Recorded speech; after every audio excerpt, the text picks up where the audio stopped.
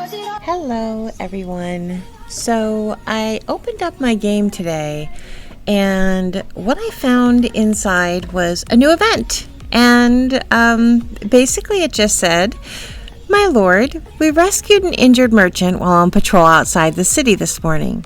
His caravan seemed to have been attacked. Now he seeks an audience with you." And of course, the only thing you can do is to confirm the message. So we'll just go ahead and click on the confirm button and it will open up a new page for us.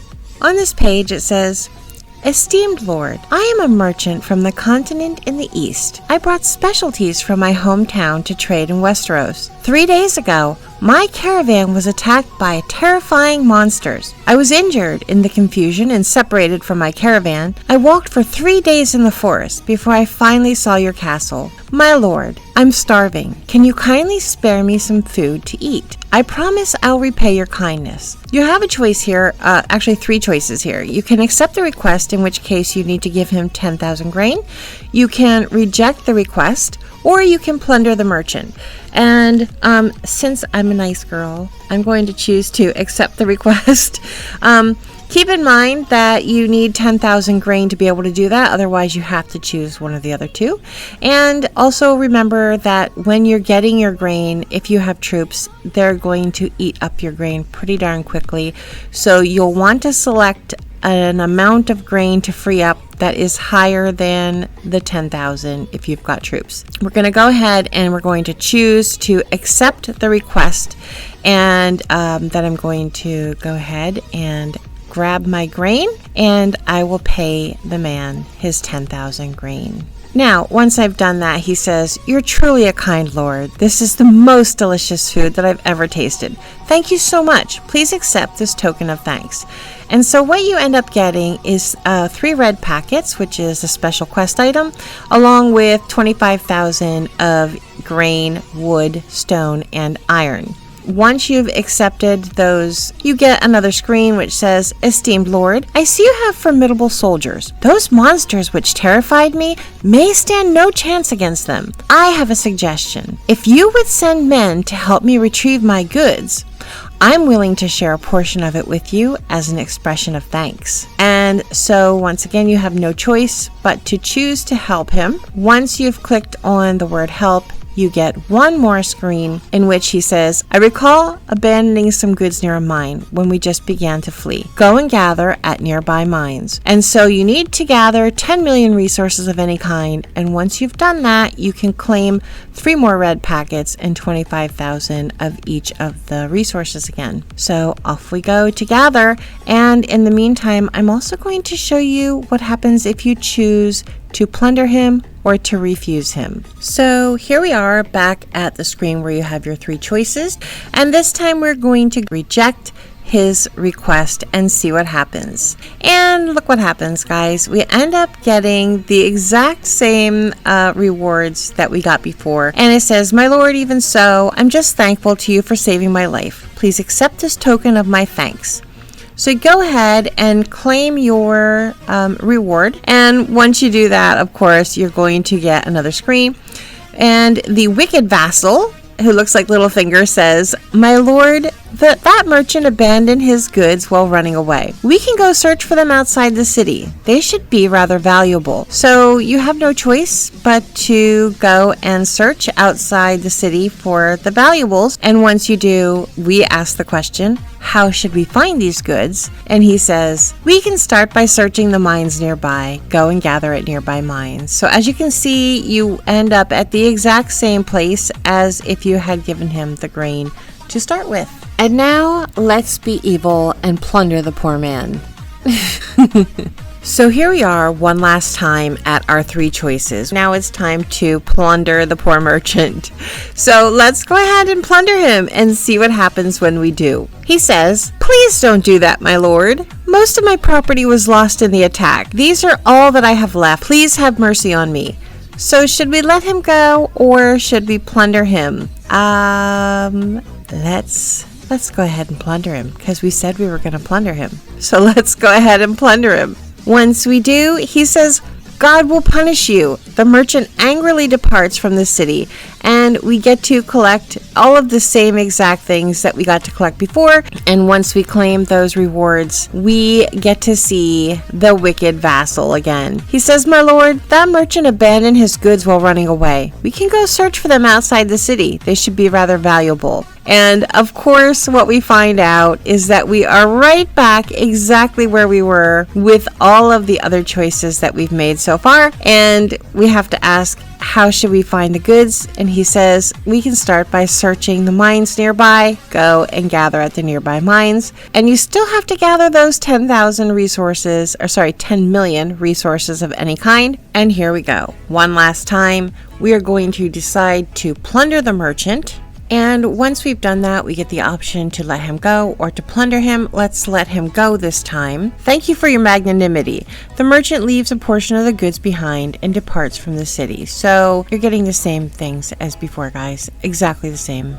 After that, the wicked vassal says the same thing. Basically, he says that we need to search the mines, and that's what we need to do. Gather more resources. So exactly the same outcome as all the other options. Okay, so once you've gathered your resources, you want to just go ahead and claim those prizes, and you are given a new task.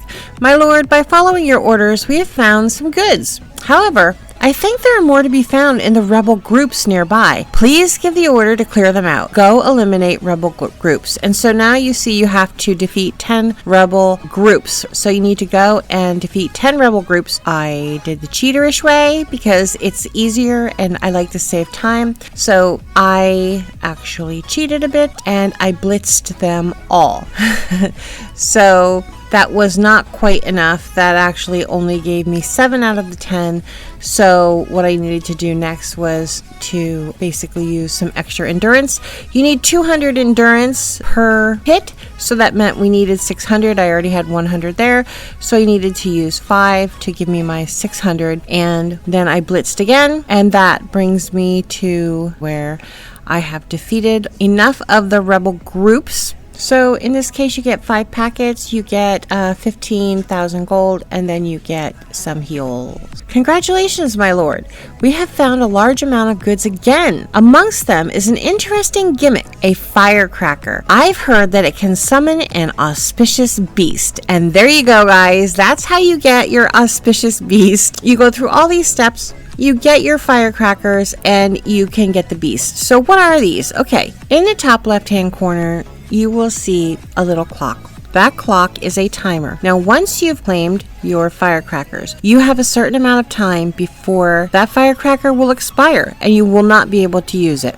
So you want to make sure that you basically save the firecracker. Do not claim it. Make sure you save it until you know that there will be people online that will help you to rally this auspicious beast of a dragon, just like a regular dragon's lair. Once you've collected it, it will go to your inventory. Once you use it, you have 1 hour to actually do the rally. So once you've dropped it on the battlefield, you have 1 hour to rally that dragon and kill it. Okay. So basically with the firecrackers, you lay them down just like you do a normal dragon bait, and it creates a special lair called the Auspicious Beasts lair, and then that's what your team and you will rally. So everybody joins a rally. You want to do it with as many people online as possible so that your teammates can get the rewards. It's really nice rewards, guys. You get the red packets, plus you get resources and heals and other things like that. So let's have a look at the Dragon Rally. And here we have the last team arriving to Barak's castle. And then we're off with our rally to the beast's lair.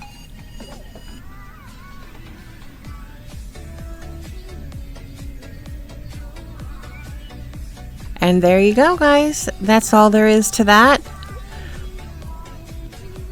Everyone receives gifts that has participated. Well, there were quite a few people in our rally, and every one of them has received some gifts. So let's have a look at what we've got.